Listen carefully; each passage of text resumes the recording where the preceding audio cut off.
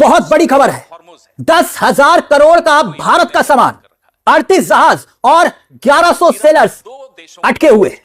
देश में बहुत बड़े नुकसान की चपेट में अब भारत आ चुका है। सवाल यह कि प्रधानमंत्री नरेंद्र मोदी क्या वाकई में गैंग्स ऑफ एप्स्टीन के कंट्रोल में आ चुके हैं?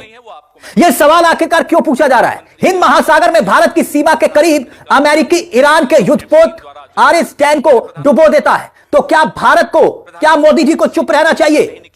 प्रधानमंत्री नरेंद्र मोदी की चुप्पी आज फिर एक बार सवाल बन रही है। खेमनई को शहीद कर दिया गया, प्रधानमंत्री नरेंद्र मोदी की तरफ से निंदा प्रस्ताव तक तो छोड़िए, अफसोस तक नहीं जताया गया। और अब ईरान ने 2 देशों के लिए स्टेट ऑफ हार्मोन्स उनके जहाजों के लिए खोला है। जानते हैं वो 2 देश कौन से हैं? पहला रशिया और दूसरा चीन। भारत का नाम उस लिस्ट में नहीं है। क्यों नहीं है? विपक्ष का कहना है इसके पीछे कुछ और नहीं बल्कि एप्स्टीन फाइल है, गैंग्स ऑफ एप्स्टीन हैं। सुनिए जरा। ईरान ने जो स्ट्रेट ऑफ हॉर्मुज है, जिसको ईरान ने अभी बंद कर रखा है, ईरान ने 2 देशों के लिए वो स्ट्रेट ऑफ हॉर्मुज उनके जहाजों के लिए खोल दिया, चीन और रशिया। भारत का नाम उस लिस्ट में आपने अगर उम्मीद की हो तो गलत उम्मीद की थी, नहीं है। क्यों नहीं है वो आपको मैं बता ही चुका हूं।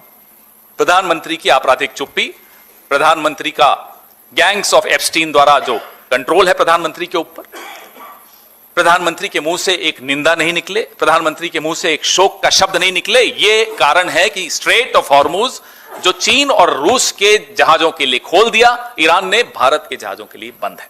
और आज जब मैं आपसे बात कर रहा हूं, 10,000 करोड़ का भारत का सामान, 38 जहाज और 1100 सेलर्स अटके हुए हैं।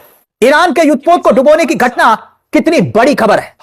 ईरान के विदेश मंत्री देखिए डैन पर हुए हमले के बारे में ट्वीट कर रहे हैं। आपकी स्क्रीन पर आप देख सकते हैं, उन्होंने लिखा कि अमेरिका ने ईरान की सीमा से 2000 किलोमीटर दूर समुद्र पर हमला किया। फ्रिगेट डैन भारत की नौसेना की मेहमान थी, उस पर 130 सेलर सवार थे। बिना किसी चेतावनी उन पर अंतरराष्ट्रीय पानी में हमला कर दिया गया।